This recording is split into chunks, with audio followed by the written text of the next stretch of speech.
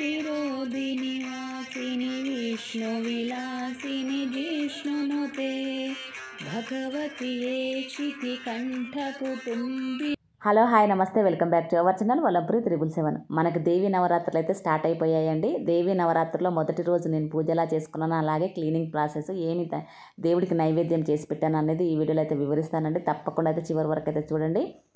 మన ఛానల్ని first time ఎవరైనా చూస్తున్న వాళ్ళు సబ్స్క్రైబ్ చేసుకున్న వాళ్ళు ఉంటే తప్పకుండా సబ్స్క్రైబ్ చేసుకొని బెల్ ఐకాన్ అయితే క్లిక్ చేయండి, షేర్ చేయండి, కామెంట్ చేయండి. తప్పకుండా మన ఛానల్ని సపోర్ట్ చేస్తారని మనస్ఫూర్తిగా కోరుకుంటున్నాను. ఆ దుర్గాదేవి ఆశీస్సులు మన అందరి మీద ఉండాలని అయితే మనస్ఫూర్తిగా కోరుకుంటున్నానండి. ముఖ్యంగా ఆ దేవి నవరాత్రుల్లో మనమైతే ఆ దుర్గాదేవికి అయితే ప్రతినిత్యం పూజ అయితే చేసుకుంటూనే ఉంటాము. ఆమె ప్రతిరోజు ఒక్కొక్క అవతారంలో మనకి దర్శనం అయితే ఇస్తూ ఉంటుంది. నేను పాటించేదైతే శ్రీ విజయవాడ కనకదుర్గ అమ్మవారినే పాటిస్తూ ఉంటానండి. ఆమె ఏ అవతారాల్లో మనకి ఆ రోజు దర్శనం ఇస్తుంది, ఆమెకి ఏ నైవేద్యాలు సమర్పించాలనేది నేను అక్కడ ఎలా ఫాలో అవుతారో అవే ఫాలో అవుతూ ఉంటానండి. ఎవ్రీ ఇయర్ అయితే నేను అక్కడవే ఫాలో అవుతూ ఉంటాను. ప్రతి ఒక్క టెంపుల్లో వేరువేరుగా అయితే మనకు అవతారాలు అలంకరణ అయితే చేస్తూనే ఉంటారండి. కానీ నేను విజయవాడ కనకదుర్గ అమ్మవారినే అదే ఆమెకి ఏ రోజైతే ఏ అలంకరణ ఉంటుంది, ఏ నైవేద్యము అవి అయితే చేసుకుంటూ ఉంటానండి. నాకు అలానే అలవాటు అయిపోయింది. ఇంక ఏమో మరి ఆ అమ్మ మీద అలా ఉంటూ ఉంటుంది. ప్రతి చుట్టుపక్కల అయితే చాలా గుళ్ళు ఉన్నాయి. ప్రతిరోజు ఒక కలర్ అలంకరణ అయితే చేస్తూ ఉంటారు. నేనైతే ఆ అమ్మ దుర్గాదేవి అమ్మనే ఫాలో అవుతూ ఉంటాను. ఎప్పుడు అయిపోయిన మరుసటి రోజే నేనైతే ఆ రోజు మార్నింగ్ అయితే 4 o'clock 4 కూడా కాలేదండి, ఇంకొక 5 నిమిషాలు 6 నిమిషాలు ఉంటూనే ఉంది. అయినా కానీ నిద్ర మెలకు వచ్చేసింది. తెలుసు కదా నాకు పూజ రోజు అయితే అస్సలు నిద్ర పట్టదండి. అందుకని తొందరగా లేచుకున్నాను. లేచిన తర్వాత ఇంటి బయట అయితే వర్షం చాలా వచ్చిందండి. ఆ రోజైతే మొత్తం వాటర్ అంతా నిలిచిపోతుంది. అదంతా జాగ్రత్తతోటి కొట్టేసేసుకొని నీట్గా ఊడ్చి క్లీన్ చేసుకొని ఆ తర్వాత ఇల్లు క్లీన్ చేసుకొని మాఫ్ వేసేసి ఆ తర్వాత నేను స్నానం చేసుకొని వచ్చి అయితే దేవుడి దగ్గర అయితే పూజ సామాన్ ఉంటుంది కదండి, అదంతా క్లీన్ చేసుకున్నాను. అంత ముందు రోజైతే మనకి బతుకమ్మ పండుగ, మహాలయ అమావాస్య, ఆ పూజ అలాగే బతుకమ్మ పండుగ చేసినప్పుడు అన్ని పెడుతూ ఉంటాం కదా, అన్ని ప్లేట్లు యూజ్ చేస్తూనే ఉంటానండి ఏదో ఒక రకంగా. అవన్నీ ప్లేట్లు అలానే ఉండిపోయాయి.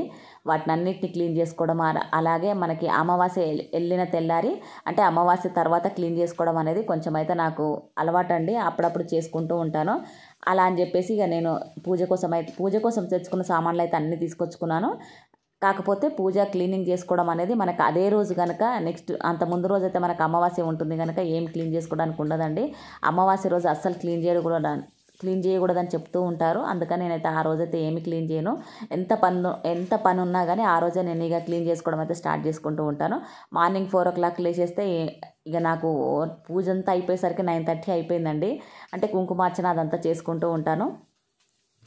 ఇవన్నీ ఇక ప్లేట్లు ఉంటాయి కదండి, అలాగే కామాక్షి దీపము, గంట అవన్నీ తీసుకొని దేవుడి దగ్గర పటాలన్నీ క్లీన్ చేసుకొని ఆ తర్వాత ఇక ఇత్తడి సామాన్లు క్లీన్ చేసుకునేసరికి నాకైతే 1/2 hour ఎక్కువ పడుతూ ఉంటుంది. ఇక అవి మనకు తెల్లగా కనబడితేనే అదొక సంతోషం అనిపిస్తూ ఉంటుందండి నాకు. అంటే ఫస్ట్ రోజు కనుక పూజ కొంచెం అయితే లేటే అయ్యింది. ఇంకా తర్వాత రోజు నుంచి అయితే మనకి అంత టైం అయితే ఏం పట్టదండి. క్లీనింగ్ ఉండదు కదా మనకి, జస్ట్ మనము దీపంతాలు కడుక్కోవడం ఆవిడితోటే చేసుకుంటూ ఉంటాను.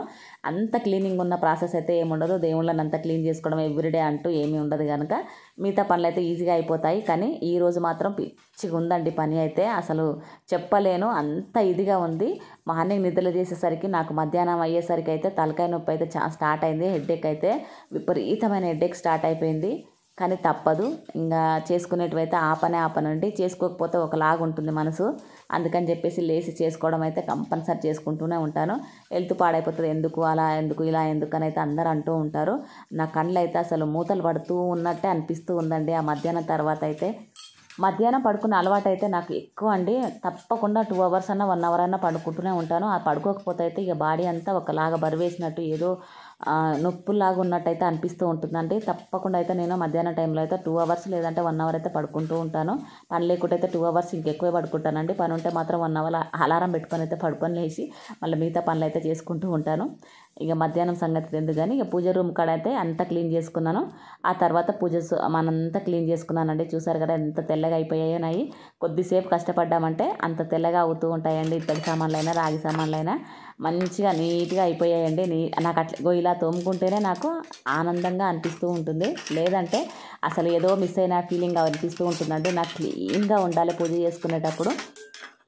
చుట్టుపక్కల అంటే ఇంట్లో కూడా అక్కడ ఉన్న నేను ఎక్కడైతే పూజ చేసుకుంటానో అది కూడా నీట్గా అనిపించాలి. అలా అయితేనే చేసుకోవాలనిపిస్తూ ఉంటుంది, లేదంటే అసలు పూజ కూడా చేయాలనిపించదు. అలా చేసుకున్న తర్వాతనే పూజ అయితే స్టార్ట్ చేసుకుంటూ ఉంటాను. అవన్నీ అయితే అంటే వాటర్ అంతా ఇంకిపోయి ఆరేంత వరకు ఆరబెట్టుకున్నానండి. ఆ తర్వాత చేసుకుందామని చెప్పేసి ఇంకా నెక్స్ట్ అయితే నేను నైవేద్యానికి అయితే కట్టె పొంగలి అలాగే పరమాన్నం చేస్తున్నానండి. దానికోసం అయితే ఇక అన్నీ రెడీ చేసుకుంటున్నాను. ఇవన్నీ క్లీన్ చేసుకొని ఆరబెట్టుకున్న తర్వాత అంటే కొంచెం డ్రై అయిపోతే మనకి బొట్లు పెట్టుకునేటప్పుడు వాటర్ లేకుండా బాగా పట్టుకుంటూ ఉంటుంది, నీట్గా కనబడుతూ ఉంటుంది మనకి చూడడానికి కూడా. అవైతే అక్కడ పెట్టుకొని వచ్చానండి. ఆ తర్వాత అయితే స్టవ్ దగ్గర అయితే నేను ముగ్గులు వేసుకుంటూ ఉంటానండి. ఏ పండుగ వచ్చినా కానీ ప్రతి ఒక్క పండుగకైతే నేను ఇలా నైవేద్యం వండేటప్పుడు స్టవ్ మీద అయితే ముగ్గు వేసుకుంటాను. ఆ అగ్నిదేవుని కూడా ప్రార్థించుకుంటే మనకి ఎటువంటి ఆపదలు లేకుండా ఆ అగ్నిదేవుడు మనల్ని కాపాడుతాడన్న నమ్మకంతో అయితే ఇలా అయితే చేసుకోవాలంట. మా అమ్మ అయితే చిన్నగా ఉన్నప్పుడు అయితే ఎప్పుడు పొయ్యి దగ్గర అయితే అలికి ముగ్గులు పెట్టుకొని పసుపు కుంకుమ పెట్టి అయితే వంట అయితే స్టార్ట్ చేసేది. ఇక నాకు అదే అలవాటు అయిపోయింది. ప్రతి పండుగ రోజు అయితే ఇలానే నేను దేవునికి అంటే స్టవ్కి అయితే మంచిగా నీట్గా కడిగేసి పెట్టుకుంటాను నైటే. ఆ తర్వాత మార్నింగ్ అయితే కొంచెం గంధము బొట్లు అలాగే ఒక పువ్వు పెట్టేసి ఆ తర్వాత నైవేద్యం ఏమైతే వండుతున్నానో అదైతే వండుకుంటూ ఉంటానండి. ఇక కుక్కర్లో అయితే నేను పప్పు అలాగే బియ్యము అంటే కట్టె పొంగల్ చేయడానికి అయితే అవి నానబోసి పెట్టుకున్నానండి. ఫస్ట్ లేవగానే తొందరగా అవుతుందని దాన్ని అయితే నేను దేవునికి అదే స్టవ్కి పూజ చేసుకున్న తర్వాత దాన్ని ఆన్ చేసుకొని దాని మీద అయితే కుక్కర్ పెట్టుకొని వచ్చాను. ఆ తర్వాత ఇక ముందుగా క్లీన్ చేసి పెట్టుకున్న ప్లేట్లన్నీ అన్నీ ఉన్నాయి కదండి. కామాక్షి దీపం అలాగే దీపంతాలు దీపపు పొందులు అవన్నీ ఉన్నాయండి. మట్టి దీపంతాలు కూడా ప్రమిదలలో వెలిగిస్తూ ఉంటారు తులసమ్మ కాడ. అవన్నీ అయితే క్లీన్ చేసుకున్నాను. వాటికి అన్నిటికైతే నీట్గా ఇలా టిష్యూ పేపర్ పెట్టి తుడుచుకున్నాను. మొత్తం డ్రై అయిపోయేంత వరకు చూసుకొని ఆ తర్వాత అయితే గంధం పెట్టేసి కుంకుమ బొట్లని అలంకరణ అయితే చేసుకున్నాను. ఆ కామాక్షి దీపం ప్లేట్ అయితే కొంచెం నీట్గా అయితే అలంకరణ అయితే చేసుకుంటూ ఉంటాను. ముగ్గులు వేసుకుంటాను. దాంట్లో పసుపు కుంకుమ వేసిన తర్వాత కామాక్షి దీపం పెట్టేసి ఒత్తులు కూడా నేనే చేసుకుంటూ ఉంటాను. అసలు కొనుక్కొచ్చినవి అయితే అస్సలు యూజ్ చేయను. నేనే ఇంట్లో అయితే చేసుకుంటూ ఉంటాను. ఇక నాకు అది అలవాటు అయిపోయింది. ఆ తర్వాత అయితే మొత్తం అయిపోయినాయండి. అయిపోయిన తర్వాత ఇక వాటిని ఎక్కడెక్కడ సర్దేసి పెట్టుకున్నాను. ఆ తర్వాత అయితే అమ్మవారి ఫోటో అయితే ఉంటుంది కదా. ఆ అమ్మవారి ఫోటో నాకు పార్వతీదేవి అంటే ఆమె దుర్గమ్మనే కదమ్మ, దుర్గాదేవే కదా, రాజరాజేశ్వరి రూపంలో ఉన్న ఫోటో అయితే ఉంది నా దగ్గర. ఆ పటానికి అయితే పూజ అయితే చేసుకుంటూ ఉంటాను. మామూలుగా అయితే నేను ఇంత ముందుకు వరమహాలక్ష్మి ఫోటో ఉంటుంది కదా, దానికి పెట్టుకొని కూడా చేసుకునేదాన్ని. ఇంక ఈసారి అయితే ఈ ఫోటో ఉంది, ఈ ఫోటోకి పెట్టుకొని చేసుకుందామని చెప్పేసి అయితే ఇంకా ఆ ఫోటో అంతా తీసాను. అంత ప్యాకింగ్ తోటి ఉండేదండి అదంతా. దానికి కొన్ని 2 నిమిషాలు అయితే పట్టిపోయింది నాకు. ఇంకేం చేసేది తప్పదు కదా అని చెప్పేసి ఇక అవన్నీ తీసి పక్కనైతే పెట్టుకున్నాను. ఎంత తొందర చేయాలనుకున్నా కానీ పూజ అయితే అంత లేట్గా అవుతూ ఉంటుందండి. ఎస్పెషల్లీ ఇక నాకైతే ఇంకా లేట్ అవుతుంది. ఈ మధ్య అయితే కొంచెం స్లోనే అయిన పనిలా అంత ఫాస్ట్ అయితే లేను, అందువల్ల ఇంకా లేట్ అవుతుంది. చూసారు కదండి, 10 నిమిషాలు 5 నిమిషాలు తక్కువ 4 గంటలకు లేస్తే నాకు 10 అయిందండి పూజ చేసుకోవడము. ఎవ్రీథింగ్ ప్రతి ఒక్కటైతే చేసి పెట్టుకుంటాను పూజ అయిపోయేసరికి. ఆ తర్వాత అయితే వంట కోసం చేసిన 2 చేశానండి ప్రసాదాలు అయితే, కట్టె పొంగలి అలాగే పరమాన్నం 2 చేసి పెట్టాను. మనకి ఫస్ట్ రోజు అమ్మవారి అవతారం అయితే బాలా త్రిపుర సుందరి దేవి అవతారంలో మనకైతే అమ్మ అయితే దర్శనమిస్తూ ఉంటుంది. అందుకనే ఆమెకి ఇష్టమైనవి ఏవైతే ఉన్నాయో అవైతే చేసి పెట్టుకోవాలి. ఎన్నో రకాలవి కూడా చేసి పెడుతూ ఉంటారండి కొందరైతే, కానీ అంత ఓపికగా చేసే ఓపిక అయితే నాకు లేదు. ఆ అమ్మకైతే కొంచెం కట్టె పొంగలి అలాగే కొంచెం పరమాన్నం అయితే చేసినాను. ఇవన్నీ ఒత్తులన్నీ రెడీ చేసి పెట్టుకున్నానండి. మనం నిత్య దీపారాధన చేసుకునే కామాక్షి దీపంలో కూడా వేశాను. అలాగే అమ్మవారి దగ్గర పెట్టిన కామాక్షి దీపంలో కూడా ఒత్తులైతే వేసుకున్నాను. ఆ తర్వాత అయితే ఇక పూజ చేసుకోవడం అయితే స్టార్ట్ అయిందండి. ఇక పూజ వీడియో అనేది అయితే ఇప్పటికే మనకు లెంతీ అయిపోయింది. ఇప్పుడైతే ఏం చూపించనండి. నెక్స్ట్ వీడియోలో అయితే పూజ ఎలా చేసుకున్నాను అనేది నెక్స్ట్ వీడియోలో అయితే పోస్ట్ చేస్తాను. ఈరోజైతే మనకి ఆ అమ్మవారి పటానికి బొట్లు పెట్టుకునేది అలాగే ఇంకా చిన్న చిన్న పనులు ఏమైనా ఉన్నాయి ముందుగా చేసుకోవడం అనేది అయితే 1 అవర్ పడుతుందండి నాకు. అంత నీట్గా సర్దుకొని అవన్నీ అరేంజ్ చేసుకునేసరికి అయితే 1 అవర్కి ఎక్కువ పడుతుంది. ఇదంతా క్లీనింగ్ అయిపోయిన తర్వాత ఇక నేను ఇక్కడే అయితే అమ్మవారు అయితే పటం పెట్టుకుంటున్నానండి. రెగ్యులర్గా అయితే నేను వరలక్ష్మి అమ్మవారిది అయితే పటం ఉంటుంది, అది పెట్టుకొని అయితే చేసుకునేదాన్ని. ఎవ్రీ ఇయర్ అయితే దేవి నవరాత్రులు వచ్చినాయి అంటే ఆ పటానికి పెద్ద పటానికి అయితే పూజ చేసుకున్నది. ఈసారి అయితే నేను కొంచెం చిన్న సైజులో ఉన్న పటాన్ని అయితే రాజరాజేశ్వరి రూపంలో ఉన్న దేవుని పటాన్ని అయితే అమ్మవారిని పెట్టుకొని పూజ అయితే చేసుకుందామని అయితే అంతా అయితే అక్కడంతా రెడీ చేసి పెట్టుకుంటూ ఉన్నాను. కింద పెట్టుకునేదండి ఎప్పుడే కానీ, అమ్మవారి ఫోటో పెద్దగా ఉంటుంది నాది, అందుకని కింద పెట్టుకొని చేసుకునేదాన్ని. ఈసారి కొంచెం చిన్నగానే ఉంది కనుక నేను అక్కడే పెట్టుకొని అయితే చేసుకుంటూ ఉన్నాను. ఆ అమ్మకి 9 రోజుల పూజ ఉంటుంది కదా, ఇక నాకు కొంచెం ఆమె కూడా స్పెషల్గా ఉన్నట్టు అనిపిస్తూ ఉంటుందని ఆమెనైతే పెడుతూ ఉన్నాను. ఆ అమ్మకి చేయడం అంటే అంత ఇష్టంగా చేసుకుంటూ ఉంటానండి, అంత ఇష్టము. ఏమో ఏ పండుగ వచ్చినా కానీ నాకు హెడ్ఏక్ ఎంత దారుణంగా వచ్చిందంటే ఆ రోజైతే అసలు ఆ పూజ అయిపోయిన తర్వాత నాకు ఓపిక లేదండి, అంత ఘోరంగా అయిపోయింది బాడీ అంతా. ఇక దేవుడికి ఏది చేసుకున్నా కానీ నాకు ఆ బాడీ కూడా అలా అయిపోతూ ఉంటుంది.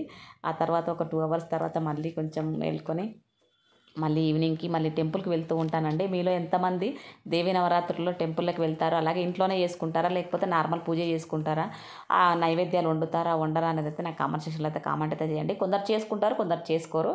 నాకు తెలుసుకోవాలని ఉంటూ ఉంటుంది కదా, అందుకని అడుగుతున్నాను. నీకెందుకులే అని అట్లా మాత్రం అనుకోకండి, జస్ట్ తెలుసుకుందామన్న ఉద్దేశంతో అయితే అడుగుతున్నాను. ఇక చూసారు కదా, నా అమ్మ అయితే ఆ అమ్మకైతే ఫోటో తీసేసి బొట్లు అయితే పెట్టుకుంటూ ఉన్నాను. ఆ ఫోటో చూస్తే ఎంత ఆనందం అనిపిస్తుందో అండి నిజంగా. అందరు ఉన్నారు అందులో. ఆ లలితాదేవి రూపంలో అంటే రాజరాజేశ్వరి రూపంలో ఆ అమ్మ చక్కగా కూర్చొని ఉంది శాంతి రూపంలో. ఈ పటానికే ఇప్పుడైతే పూజ చేసుకోవడం అయితే ఈ 9 డేస్ ఉంటూ ఉంటుంది. అంత బాగా అనిపించింది ఆ పట తీయగానే ఆమె కళ్ళని చూస్తే ఏదో ఒక రకమైన వైబ్రేషన్ అండి, అంత బాగా అనిపిస్తూ ఉంటుంది. కొన్ని చూస్తూ ఉంటే అదేందో ఉత్సాహంగా అనిపించిందండి నాకైతే. ఆ 1 అవర్ వరకు అయితే అమ్మని చూస్తూనే ఉండిపోయాను. ఎందుకో నిజంగా కొన్ని అలా అవుతాయో ఏమో తెలియదు కానీ అలా అనిపించింది. ఆ ఫోటోకి బొట్లు పెట్టినప్పుడే కానీ, దాన్ని అలంకారం చేసుకునేటప్పుడు, పూలు పెట్టేటప్పుడు ఒక రకమైన వైబ్రేషన్ లాగా అయితే అనిపించిందండి, అంత బాగా ఉంది. ఇంకా కానీ అట్లా అనకూడదంట, ఒకసారి చెప్దామని చెప్పేసి అయితే నాకు ఉండలేకపోతున్నా. అమ్మనైతే ఇలా చేసుకున్నాను. అక్కడ పీట వేసుకున్నాను, పీటకి పసుపు కుంకుమలతోటి ముగ్గులు వేసుకొని అలాగే దానిపైన ఒక వస్త్రం కూడా వేసుకున్నానండి. ఇలా అయితే అరేంజ్ చేసుకుంటున్నాను. నెక్స్ట్ వీడియోలో మిగతాది చూపిస్తాను.